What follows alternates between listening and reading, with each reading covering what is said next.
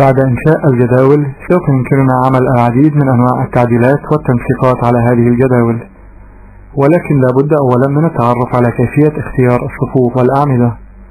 فإذا أردنا اختيار صف معين من الجدول نضغط بالمؤشر على الخانة رمادية اللون على يسار الصف، وكما نرى أنه عند وضع المؤشر في هذه الخانة يتغير شكل المؤشر إلى سهم أسود سميك. وإذا أردنا اختيار عمود معين نضغط بالمؤشر على الخانة الخاصة بعنوان العمود، ونلاحظ أيضا تغير شكل المؤشر. وإذا أردنا اختيار أكثر من صف أو عمود نضغط على المفتاح Shift من لوحة المفاتيح أثناء اختيار الصفوف أو الأعمدة التي نريدها.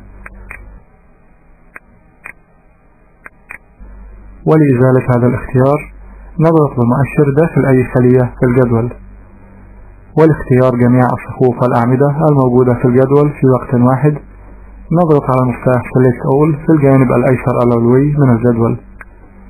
ولإلغاء هذا الاختيار نضغط بالمؤشر داخل أي خلية في الجدول.